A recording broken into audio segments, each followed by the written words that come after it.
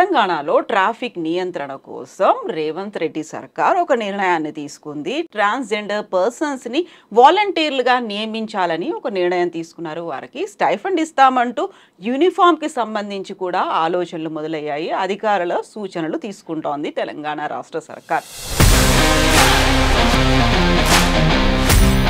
ఇప్పుడు వచ్చినటువంటి ఒక డెసిషన్ అనేది అధికారుల సూచనలు తీసుకోవాలి, ట్రాన్స్జెండర్ పర్సన్స్ ని నియమించాలి వాలంటీర్లుగా. ఎలా చూస్తున్నారు మీరు? ఫస్ట్ ఆఫ్ ఆల్ అంటే థ్యాంక్ యూ. మీరు ట్రాన్స్జెండర్ పర్సన్స్ అన్నారు, వ్యక్తులు అన్నారు. నిజంగా నేను చూసిన ట్రాన్స్జెండర్స్ అని మాత్రమే ఉంది అందులో కూడా. మీరు అన్నారు, that's like thank you so much. This is really a welcoming step and announcement also.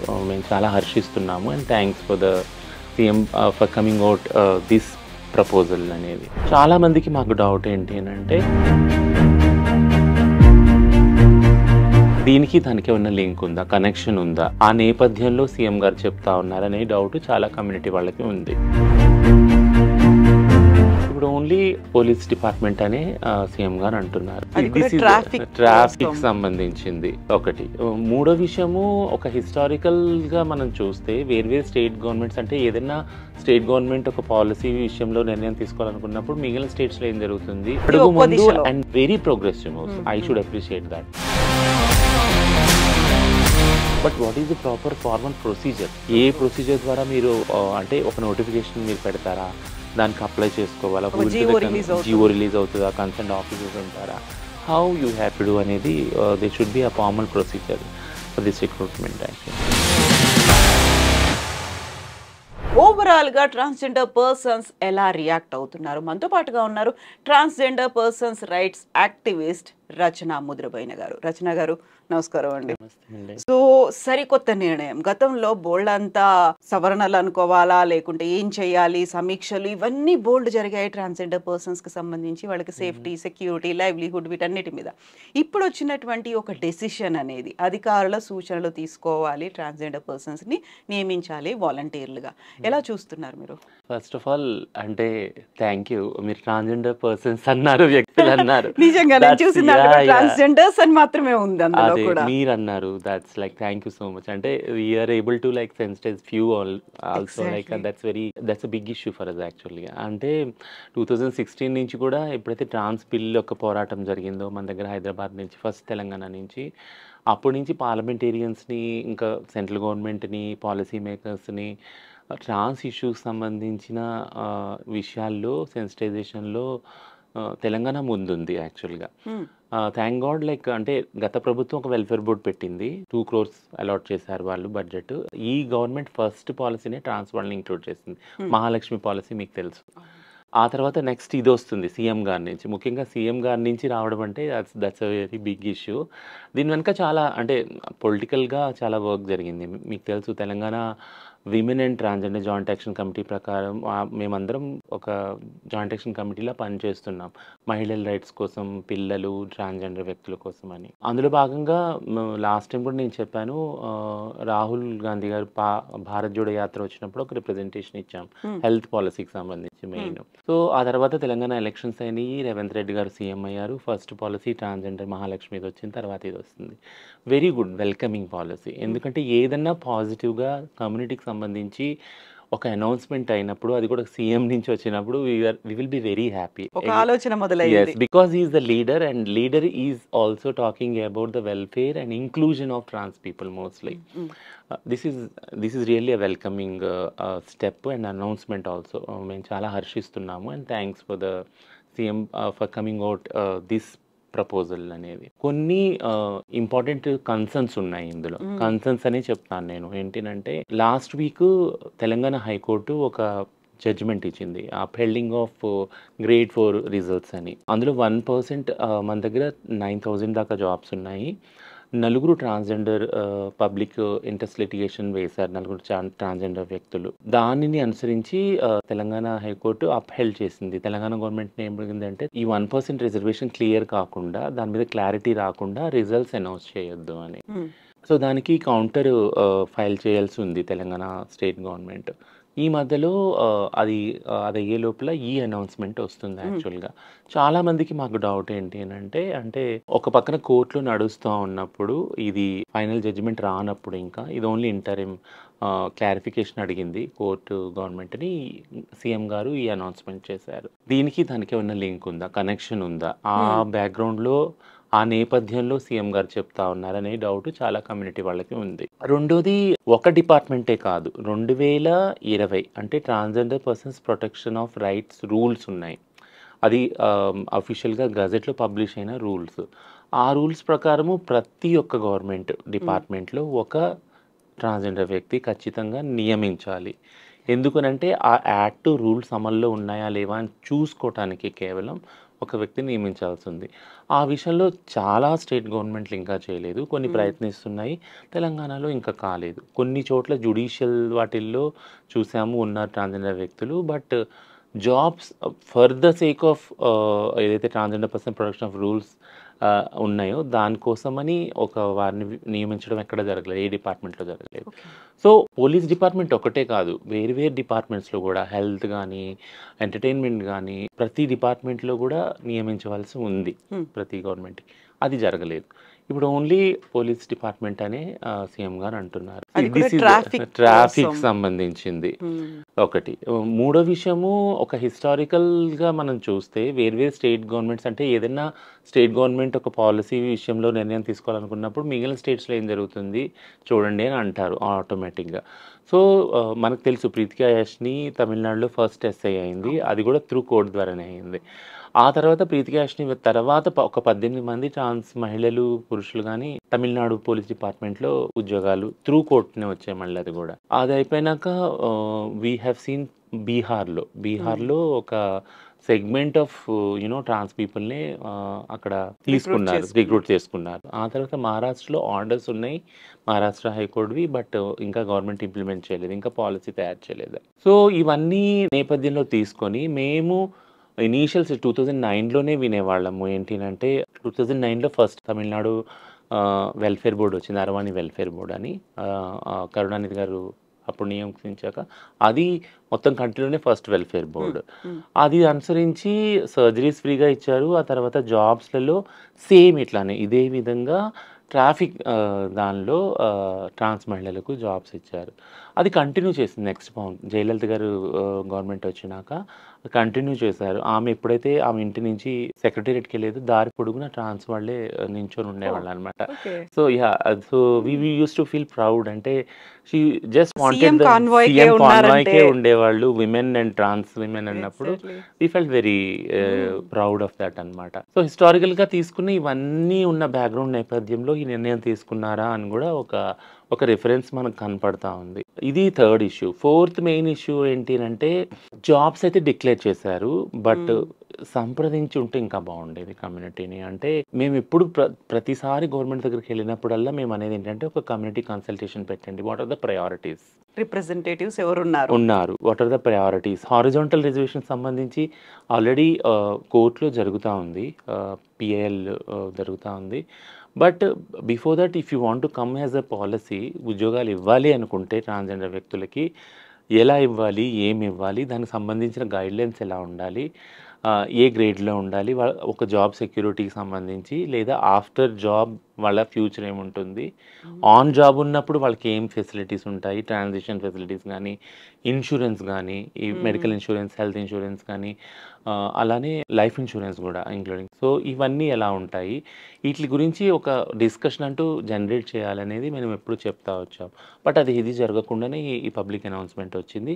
అదొక ఫిఫ్త్ గ్రేటెస్ట్ కన్సర్న్ ఉంది యాక్చువల్‌గా. Last but not the least ఏంటినంటే జాబ్స్ గురించి మాట్లాడే కన్నా ముందు మేము రిజర్వేషన్ అడిగింది 3 ఫీల్డ్స్‌లో. ఒకటి ఫస్ట్ ఎడ్యుకేషన్, తర్వాత ఎంప్లాయ్‌మెంట్, తర్వాత పొలిటికల్ అడిగాం. సో, ఇది అంచెలంచెలుగా ఉంది చూడండి. అంటే ఫస్ట్ ఎడ్యుకేషన్ వచ్చినప్పుడు అవేర్‌నెస్ వస్తుంది. వాళ్ళు జాబ్ చేసుకోవడానికి అర్హతలు సంపాదిస్తారు. వాళ్ళంతట వాళ్ళు ఏదైనా పని చేయగలుగుతారు. జాబ్ దొరకకపోయినా ప్రైవేట్ రంగాల్లో వెళ్ళగలుగుతారు. అలానే బిజినెస్ చేసుకోగలుగుతారు. అదర్ లైవ్లీహుడ్ కింద. అందుకని ఎడ్యుకేషన్‌లో ఫస్ట్ అడిగాము. ప్లస్ ఏదైతే స్కూల్ డ్రాప్ అవుట్స్ ఉన్నాయో ఆటిల్ని అరికట్టగలం ఫస్ట్ మనం. ఎందుకంటే జెండర్ నాన్ కన్ఫర్మింగ్ చిల్డ్రన్‌కి ట్రాన్స్‌జెండర్‌లకి ముఖ్యంగా వాళ్ళని వెళ్ళగొట్టకుండా స్కూల్‌లో నుంచి డిస్క్రిమినేషన్ అనేది లేకుండా. కాకుండా వాళ్ళ బుల్లీయింగ్ అదంతా ఆపి వాళ్ళు ఆ ఎడ్యుకేషన్‌ని కంటిన్యూ చేసే విధంగా చర్యలు తీసుకున్నప్పుడు, వాళ్ళు చదువుకున్న వాళ్ళు ఎడ్యుకేటెడ్ లిటరసీ రేట్ పెరుగుతుంది ట్రాన్స్‌జెండర్ కమ్యూనిటీలో ఆటోమేటిక్‌గా. హ్మ్. అప్పుడు వాళ్ళు ఆటోమేటిక్‌గా జాబ్‌కి రెడీగా ఉంటారు. ఇప్పుడు ఈ పాలిసీ తెచ్చినప్పుడు this is the last concern I am saying. Because ఈ పాలిసీ వచ్చినప్పుడు మేము అనుకున్నాం దేర్ ఆర్ లిటరసీ రేటే తక్కువ. హ్మ్. మా దగ్గర 1% కూడా ఉంటదేమో కూడా అది అనుమానమే యాక్చువల్‌గా. ఎందుకంటే ఆల్మోస్ట్ మేము అందరం మాలో చూసిన వాళ్ళందరూ డ్రాప్ ఔట్సే. హ్మ్. ఎవరో మొండిగా పట్టుబట్టి వాళ్ళు ట్రాన్స్ వాళ్ళైనా గానీ నేను ఎడ్యుకేషన్ కంప్లీట్ చేయాలి. అప్పటిదాకా నేను కమ్ ఔట్ అవ్వకూడదన్న వాళ్ళే చాలామంది ఉన్నారు. అంటే ఫుల్లీ ఎడ్యుకేటెడ్ వాళ్ళు ఎవరైతే ఈ 1%లో గూడా. అలా బయటకొచ్చిన వెంటనే వాళ్ళకి జాబ్స్ కూడా లేవు. హ్మ్. సో, డైలీ మేము స్కూల్స్‌లో గానీ, కాలేజెస్‌లో గానీ, యూనివర్సిటీస్‌లో గానీ ఎవరైతే అండ్ జాబ్స్‌లో ఇంక్లూడింగ్ ఎవరైతే కమ్ ఔట్ యాస్ ఎ ట్రాన్స్ అవుతున్నారో, వాళ్ళని ఆ చోటులో ఉండటానికే కష్టపడుతున్నాం. అది వితిన్ నేను 2 నంబర్స్‌లోనే చెప్పగలను. అంటే ఒక 10-20 సంఖ్యలో కొంతమందిని మేము ఆ స్పేసెస్‌లో ఉండటానికి డైలీ స్ట్రగుల్ చేస్తున్నాం. అట్లాంటి ఎన్వైర్న్‌మెంట్‌లో ఉన్నాం మేము హ్మ్. ట్రాన్స్‌జెండర్ వాళ్ళం. అట్లాంటప్పుడు ఆహ్ మీరు ఒక ఎడ్యుకేషన్ సంబంధించిన ఒక స్టాండ్ తీసుకున్నప్పుడు, ఇది తాత్కాలికమైన ఉద్యోగం సంబంధించిన ఒక పొలిటికల్ అడ్వర్టైజ్‌మెంటా? ఓన్లీ ఇది ఒక పర్మనెంట్ సస్టైనబుల్ లైవ్లీహుడ్ లాంగ్ అవుతుందా? రన్‌లో లాంగ్ ఉంటుంది. రన్‌లో అవుతుందా? అనే అనుమానం ఎప్పటికి ఉంది యాక్చువల్‌గా. హ్మ్. ఎందుకంటే ఒక్క రాత్రిలో వచ్చింది కాదు భిక్షాటన, సెక్స్ వర్క్ అన్నది మా కమ్యూనిటీకి. తరతరాలుగా మమ్మల్ని ఆ డిస్క్రిమినేషన్ స్టిగ్మా తోటి త్రో ఔట్ చేయటం వల్ల సిస్టమ్ అందులో అండ్ దానికే కన్ఫైన్ చేసినట్టుగా ఉన్న సొసైటీ ఇప్పుడు. లో నించి ఉన్నాము. ఒక్క రాత్రిలో స్విచ్ ఆఫ్ చేసేసి ఇదంతా స్విచ్ ఆన్ అయిపోండి జాబ్స్ కంటే how successful it will be. ఆ వెంచర్ అనేది ఎంతవరకు సక్సెస్‌ఫుల్ అవుద్దనేది ఒక పెద్ద క్వెషన్ మార్క్ ఇంకా. దెన్ ఇప్పుడు జాబ్స్ ఇచ్చినా గూడా చదువుకున్న వాళ్ళు లేరు అందులోకి వెళ్ళడానికి యాక్చువల్‌గా. క్వాలిఫైడ్ పర్సన్స్ క్వాలిఫైడ్‌గా ఎంతమంది? లేరు. కొంతమంది చదువుకున్న వాళ్ళు ఆల్రెడీ భిక్షాటన సెక్స్ వర్క్‌లో ఉన్నారు. వాళ్ళకొక ఇన్‌కమ్ ఉంది. ఎందుకంటే వాళ్ళకొక లైఫ్ స్టైల్ ఆల్రెడీ ఉంది కదా! వాళ్ళ రిక్వైర్మెంట్స్ ఉన్నాయి. హెల్త్ నీడ్స్ ఉన్నాయి. హౌసింగ్ నీడ్స్ ఉన్నాయి. ఫ్యామిలీ నీడ్స్ ఉన్నాయి. ఆటిల్లో ఒక ఒక ఒక రొటీన్‌లో పడిపోయారు వాళ్ళు. వాళ్ళని వెంటనే స్విచ్ ఆఫ్ కండి గవర్నమెంట్ జాబ్ అంటే అవ్వలేదు. సో, ఎంతో కొంతమంది ఇప్పుడొస్తున్న వాళ్ళు యంగ్ వాళ్ళు అవైల్ చేసుకోగలరేమో గానీ మాక్సిమం చేసుకోలేరు. Again the burden will be shifted to the community. మళ్ళీ ఏమంటారంటే మేము ఇచ్చాం మీరు చేయలేదు అంట. So, that's age only limit ఏముంది అనేది ఏజ్ తెలీదు. లిమిట్ అనేది కూడా ఒక కన్సర్న్ ఉంది. ఏజ్ లిమిట్‌లో ఏమన్నా రిజర్వేషన్ ఇస్తారా? అంటే ఏమైనా సడలింపు ఉంటుందా? అనేది కూడా ఒక క్వెషన్ మార్క్. అండ్ ఇక్కడ పర్టిక్యులర్‌గా చూస్తే యూనిఫార్మ్ విషయం అనుకున్నప్పుడు ఒక మోడల్ ఒక 3 యూనిఫార్మ్స్ అయితే హ్మ్. మోస్ట్‌లీ ఇవి కావచ్చు అన్నారు. అందులో పర్టిక్యులర్‌గా చూస్తే ట్రాన్స్‌జెండర్ పర్సన్స్ అంటే ట్రాన్స్ వుమెన్ కోసం అన్నట్టుగా ఉంది. హ్మ్. ట్రాన్స్ మెన్ అని ఎక్కడ లేదు కదా అసలు. హ్మ్. ఎవరిని కన్సిడర్ చేస్తున్నారు అనేది కూడా ఉంటుంది కదా! సో, వాళ్ళ దృష్టిలో అంటే ఈ జాబ్ అనౌన్స్‌మెంట్ కూడా అంటే government and so called main stream society యొక్క ఆలోచన ఏంటంటే trans is equal to hijras. Hmm. Who are all on the roads for begging or sex work. వాళ్ళ వల్లే కదా న్యూసెన్స్ అయ్యేది. సో, వాళ్ళందరినీ వేరే లైవ్లీహుడ్‌కి షిఫ్ట్ చేయాలి. ఇదే ఉంది సొసైటీ యొక్క మైండ్ సెట్ ఇదే ఉందనమాట. ఇక్కడి నుంచి తీసి వీళ్ళని ఇక్కడ పెట్టాలి అనేది. It's not thought much easy actually. వీళ్ళు అసలు ఇక్కడెందుకు వచ్చారనేది ఆలోచించినప్పుడు వీళ్ళ నుంచి ఇక్కడికి మూవ్ అవ్వటం కష్టం చాలా కదా! సో, మీరన్నట్టు కరెక్ట్‌గా ట్రాన్స్ విమెనే కాదు ట్రాన్స్ మెన్ కూడా ఉన్నారు కదా! అంతెందుకు మన ప్రైడ్ ప్లేస్ ఒక కోఆర్డినేటర్ ఒక ట్రాన్స్ మెన్ యాక్చువల్‌గా. షీ టీమ్స్‌తో వర్క్ చేసే ఓహ్! ఎవరైతే మన అఖిలేష్ ఉన్నాడో. సో, థింగ్ ఏంటంటే మీరన్నట్టు బైనరీ అనే దానిలోంచి ఇంకా గవర్నమెంట్ పాలిసీ చేసేటప్పుడు, ఆ బైనరీ అనే సెటప్‌లోంచి ఇంకా బయటికి రాలేకపోతున్నారు ఈవెన్ పాలిసీ మేకింగ్‌లో గూడా. ట్రాన్స్ అనేది అగైన్ మళ్ళీ చెప్తున్నా ఇట్స్ ఆల్వేస్ జర్నీ. ఆ spectrum between 2 ends male, female ఈ మధ్యలో చాలామంది ఉన్నారు. చాలా వివిధమైన ఐడెంటిటీస్ ఉన్నాయి యాక్చువల్‌గా ట్రాన్స్‌లో. యాహ్! హ్మ్. సో, ఇవన్నీ కూడా కన్సిడర్ చేయాలి, క్లాసిఫై చేయాల్సినటువంటి అవసరం ఉంది. హ్మ్. ఎవరిని మేము అప్రోచ్ అవుతున్నాము. జస్ట్ లైక్ దట్ ర్యాండమ్‌గా వెళ్లి రోడ్ల మీద ఇలా కనిపించారు, పిక్ చేసుకొనొచ్చాము అన్నది కాదు కదా! అస్సలు ఒక కాదు. కన్‌స్ట్రక్టివ్‌గా జరగాల్సినటువంటి అవసరం హుహు. అయితే ఉంది. హ్మ్. సో, ఇప్పుడు అధికారులకు చేసినటువంటి సూచనలో ఎవరెవరిని అప్రోచ్ అయ్యారు? లేకుంటే ఎవరు అందులో ఇన్వాల్వ్ అయ్యున్నారని మీరనుకుంటున్నారు? అంటే డిపార్ట్‌మెంట్ అయితే ఖచ్చితంగా ఇన్వాల్వ్ అయ్యే ఉంటారు. డిపార్ట్‌మెంట్‌ని అప్రోచ్ అయ్యి ఉంటారు.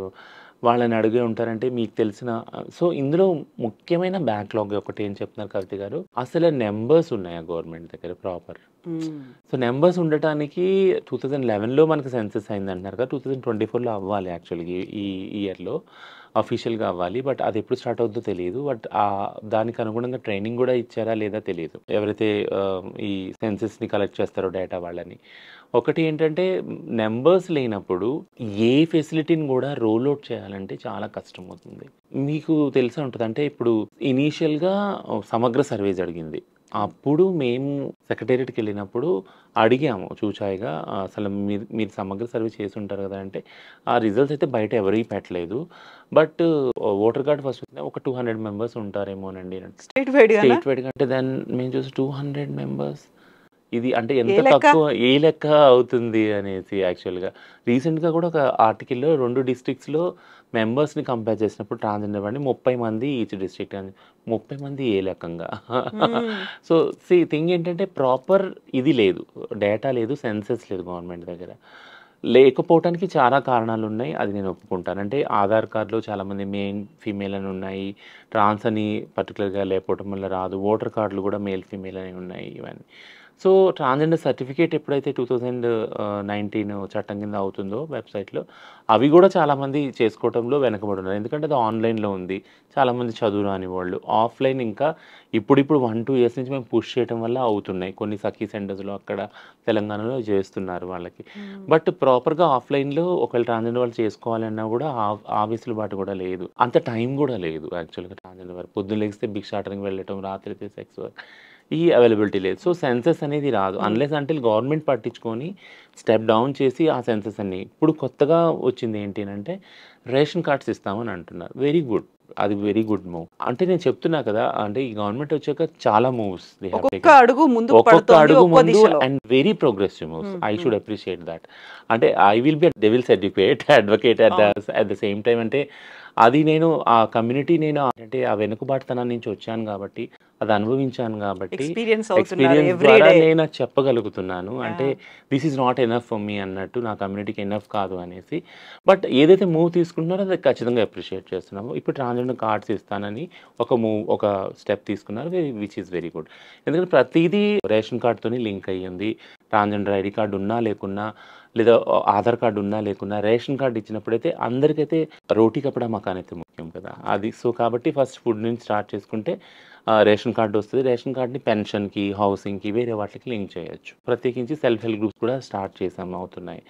థింగ్ ఏంటంటే ఈ సో కాల్డ్ ఏదైతే పోలీస్ డిపార్ట్మెంట్లో ఇది అనే వస్తూ ఉందో, ఇది కన్సల్టేటివ్ ప్రాసెస్లో జరగలేదు అనేది ఒకటి కన్సర్న్, అంతకుమించి. ఎందుకంటే అందులో సెక్యూరిటీ ఉంటుందా, ఎవరిని తీసుకుంటారు, శాలరీ ఎంత ఉంటుంది, జాబ్ అంటే ఇన్సూరెన్స్ ఉంటుందా, సర్జరీస్ ఉంటాయి, సర్జరీస్ చేసుకున్నాక ఎలాగైతే హెల్త్ ఆడవాళ్ళకి ఎట్లాగైతే మెటర్నిటీ లీవ్ ఉంటుందో అలా ఉంటాయా మాకు కూడా, ఇవన్నీ కన్సర్న్స్ ఉన్నాయి. యాక్చువల్గా ఇవన్నీ కూడా డిస్కస్ చేయవలసిందే. అందుకే నేను అన్నా this a long way to go actually ahead after this decision came in to public by CM. Like so అన్ని డిస్ట్రిక్ట్స్ లో పెడతారా ఏంటి అనే దాంతో పాటుగా ఇప్పుడు గ్రేడ్ 4కి సంబంధించి అందులో 1% అంటే 90 మందికి ఉద్యోగాలు రావాల్సినటువంటి అవసరం ఉంది.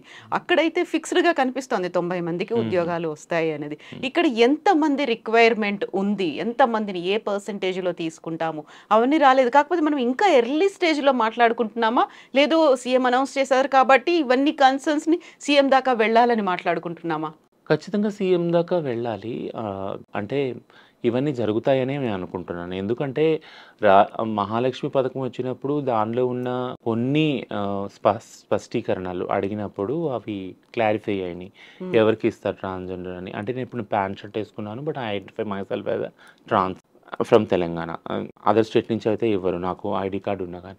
ఫ్రమ్ తెలంగాణ ప్యాంట్ షర్ట్ వేసుకున్న ఇవ్వాలి అనే దాన్ని మేము పుష్ చేస్తాం. కొన్ని రోజులు ఇవ్వలేదు. చీర కట్టుకున్న వాళ్ళకి ఆల్ ట్రాన్స్ కానీ మీరు ఎక్కడ ట్రాన్స్ అన్నప్పుడు దెన్ వీ హ్యావ్ మేము వెళ్ళి సెన్సిటైజ్ చేయాల్సి వచ్చింది. ఇన్ పర్సన్ వాళ్ళకి లేదు, కండక్టర్లకి ఐడెంటిటీ నిరూపించుకోవాల్సిన అవసరం లేదు. వాళ్ళ ఎటైర్ చూసి మీరు అనకండి ఇందులో ట్రాన్స్ మెన్ ఉన్నారు, trans men who are not transition as a woman into binary ఉన్నారు, ఇట్లా ఉన్నారు కాబట్టి వాళ్ళ కార్డ్ చూసి యూ హ్యావ్ టు అలౌ అనేసి. సో ప్రతి దానిలో we have to step in and ఇంకోటి ఏదైతే క్లినిక్స్ రీసెంట్గా 33 డిస్ట్రిక్ట్స్లో కూడా క్లినిక్స్ స్టార్ట్ చేస్తారని ఒక అనౌన్స్మెంట్ అయ్యింది, which is very welcoming announcement. ఎందుకంటే and Telangana will be the first state in across the country to have such a move అనమాట. మనం అనుకున్న సోకాల్డ్ ఉస్మానియాలో ఏదైతే సర్జరీస్ కానీ హెల్త్కి సంబంధించిన ఫెసిలిటీస్ అందుతున్నాయో అవి ప్రతి డిస్ట్రిక్ట్లో అందినప్పుడు ట్రాన్స్జెండర్ వాళ్ళు at least access to the public health సిస్టమ్కి అవుతుంది, ఒక దారి ఏర్పడినట్టు అవుతుంది. So than we have step in and set that and we will develop the SOP standard operating procedures అనేవి మేము డెవలప్ చేసిస్తాము.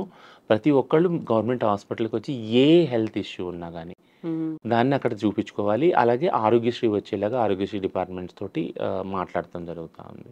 ఉస్మానియాలో సర్జరీస్ ఫ్రీ సర్జరీస్ గురించి ఒక పక్కన డిస్కషన్ జరుగుతుంది. ఇప్పుడు రేషన్ కార్డ్ సంబంధించి అయ్యింది అండ్ వీ హ్యావ్ అందరికి కలెక్ట్ చేసి డీటెయిల్స్ అన్నీ అందరికీ అప్లై చేయడం, వాళ్ళకి కాల్స్ రావడం, వెరిఫికేషన్ ఇదంతా అవుతుంది.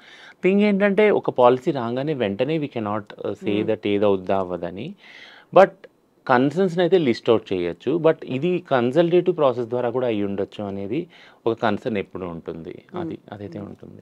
సో యూజువల్గా ఏ డెసిషన్ తీసుకున్నప్పటికీ కూడా అర్హులు ఎవరు ఉన్నారు, దానికి ఉన్నటువంటి ఎలిజిబిలిటీ క్రైటీరియా ఏంటి అనేది కూడా అవన్నీ రివీల్ చేస్తే మీ దగ్గర నుంచి కూడా కొన్ని సజెషన్స్ వెళ్తాయి.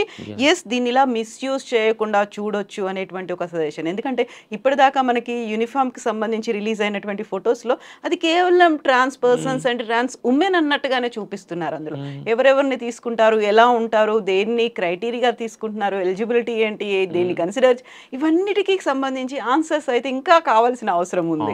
చాలా వస్తుంది. గైడ్ లైన్స్ ఎలా ఉంటాయి ఏంటి మీరు అన్నట్టు అవన్నీ కూడా త్రూ డిస్కషన్ ద్వారానే government we have to set everything. And just like that అలా వెళ్ళిపోయి మీరు వస్తారా మీరు జాయిన్ అవుతారా, ఇది కాదు కదా, అలా ఇప్పుడు అవ్వదు, అసలు జరగదు. అందులో అంటే కొంతమంది అన్నారు, అంటే ఐఎమ్ ఇంట్రెస్టెడ్ మెసేజ్ పెడుతున్నారు, నిన్నటి నుంచి పెడతా ఉన్నారు మా కమ్యూనిటీ వాళ్ళు. వెల్ అండ్ గుడ్, అంటే ఇంట్రెస్ట్ ఉన్న వాళ్ళు వెళ్తారు. But what is the proper formal procedure? A procedure ద్వారా మీరు అంటే ఒక నోటిఫికేషన్ మీరు పెడతారా, దానికి అప్లై చేసుకోవాలా, జియో రిలీజ్ అవుతుందా, కన్సర్న్ ఆఫీసర్స్ ఉంటారా, how you have to do అనేది they should be a formal procedure for this recruitment actually. But ఒక డెసిషన్, ఒక ఆలోచన అనేది ఇట్స్ వెల్కమింగ్ మూవ్, చాలా అది జరగాల్సిన అవసరం ఉంది. ఎందుకంటే ఇప్పటిదాకా మీరు చెప్పిన పోలీస్ డిపార్ట్మెంట్లో ట్రాన్స్ పర్సన్స్ అనేది అదర్ స్టేట్స్ లో కనిపించింది, ఇప్పటిదాకా తెలంగాణలో కనిపించలేదు కదా, అసలు లేదు. పోలీస్ డిపార్ట్మెంట్ లో కనిపించలేదు. లేదు అంటే పోలీస్ డిపార్ట్మెంట్ లో అప్లై చేసి వాళ్ళకి రాకపోతే again they have gone to the high court. Roster points దగ్గర ఏదైతే ఫిజికల్ అది ఉన్నాయి కదా, టెస్ట్ల దగ్గర మగవాళ్ళతో పరిగెట్టమన్నప్పుడు అక్కడ we have challenge that whole procedure, exemption అది చేశాము. బట్ ప్రాపర్గా డిపార్ట్మెంట్లో జాబ్స్ వస్తాయి అనేది first time actually Telangana. So doctors ని చూసాము, ఆన్ అండ్ ఆఫ్ అక్కడ అక్కడ కనిపిస్తున్నారు. బట్ ఫుల్ ఫ్లెడ్జ్డ్ గా రావడం అనేది నిజంగానే వెల్కమింగ్ థింగ్, హ్యాపీ న్యూస్ కూడా. యా, కాకుంటే ఉన్నటువంటి కన్సర్న్స్, ఒక యాక్టివిస్టులు దేనికోసం అయితే పోరాడుతున్నారో దానికి ప్రాపర్ గా జస్టిస్ జరగాల్సిన అవసరం అయితే ఉంది. Exactly. Thank you so much Rachana garu. Wish you good luck, all the best. మీరు దేనికోసం అయితే ఫైట్